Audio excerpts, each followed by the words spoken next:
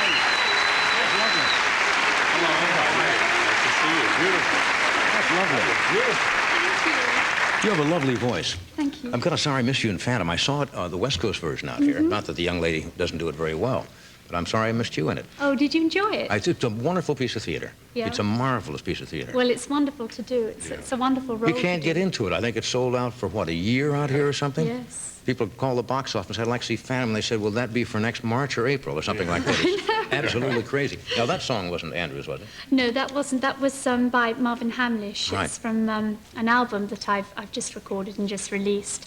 And it's, in fact, lost songs from shows that have failed. And the songs are by wonderful composers, people like Hamlish and Sondheim and Richard Rodgers, and there is one Andrew Lloyd Webber on it. I guess every song your husband doesn't write, Marvin Hamlish will write. Oh, Between yes, the two that's of them. right. They write everything. It's incredible. But so these are songs that were originally in, say, Broadway shows, basically? That's right. They were in Broadway shows. Were taken out for... And they were either songs that were cut from them, or else they were... The shows just failed, so the songs were never heard. Right. And I did about a year and a half sort of research on it, and the American composers were really, really helpful. And I came up with these 14 songs. So it's a great album. that's the end of my promoting. That has happened before. There have been shows, songs on Broadway, then they have come out a couple of years later and become monumental hits, but at that time, they just didn't catch on for some reason. That's right, I know. Now, your husband is about as prolific a composer. Now, he really started with kind of rock stuff, right?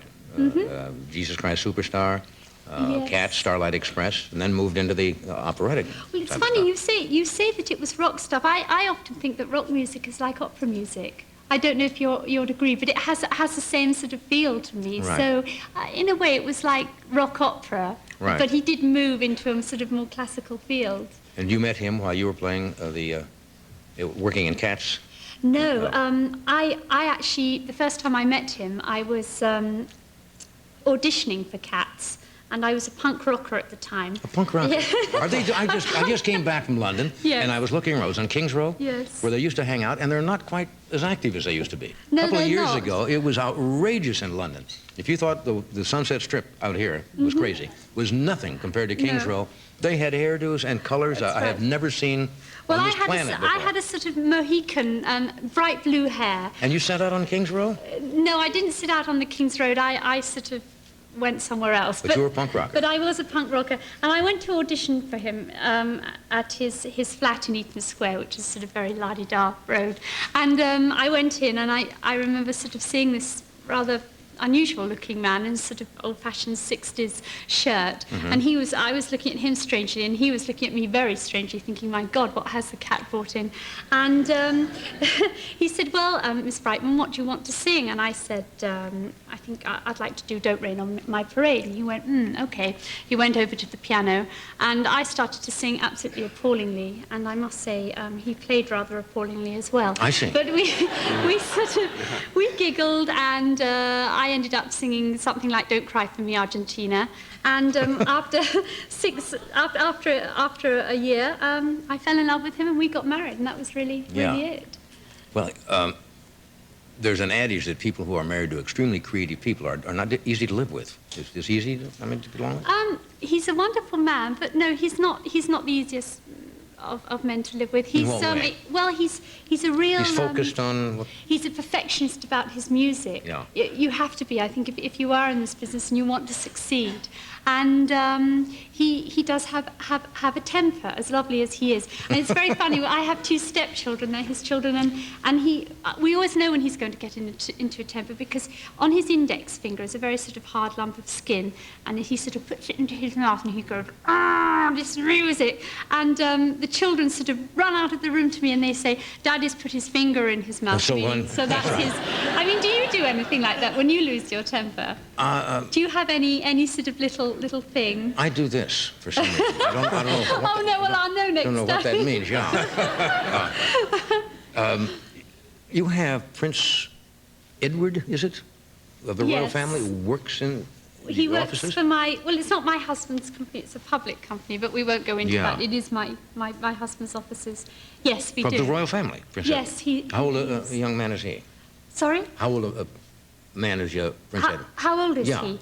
He must be 20, 22, 23, around that age. What does he do? He's a production manager. I think that's his right title. But he's brilliant at his job, and he's fitted in with everyone. And although he is royal, and you always think of that, you don't call him sir, and you don't curtsy or anything. You don't call him Eddie either, do you? No, well, you do, yes. Oh. We call him Eddie, but it's awful, actually, because the English press... Eddie's quite a way removed, though, from succession to the throne, isn't he? But he's a long way from the throne, Yeah, so I think he actually made a really, really good choice, because he loves theatre, and he wanted to get involved, so he's doing what he's doing, and he's great at it. Yeah. It's nice to have you here. Are you gonna do something else for us? Well, I'd like to sit here and talk to you, but I would too. I would too. No, I didn't do this. I didn't know. I love talking with you.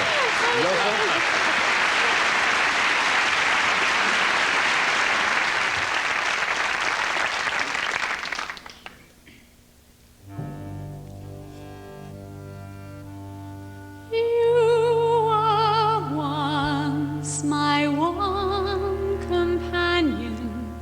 You are all that mattered.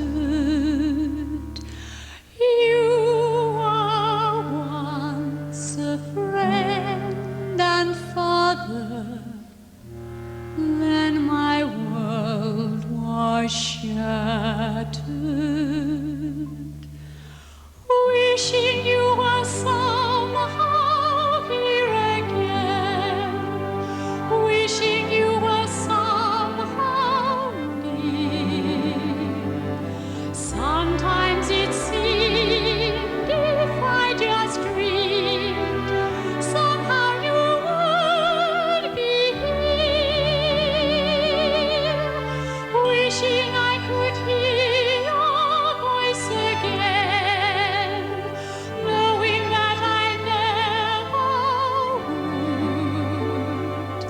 Dreaming of you won't help me to do all that you dreamed I could. Passing bells and sculptured angels, cold and monumental, seem for you the wrong companions. You are warm and gentle.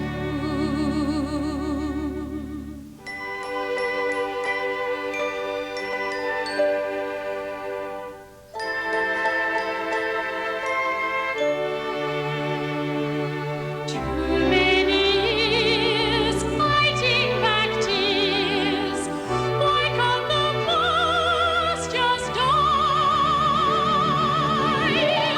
Wishing you were somehow here again, knowing we must say goodbye.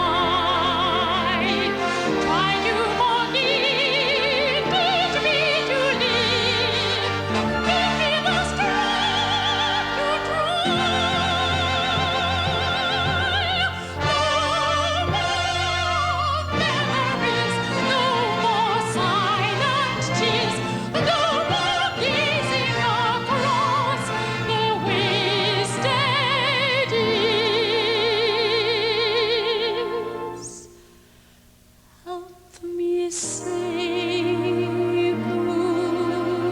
goodbye.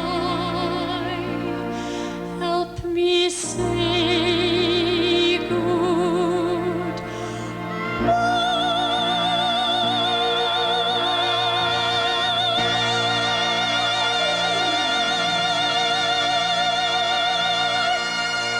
Yeah.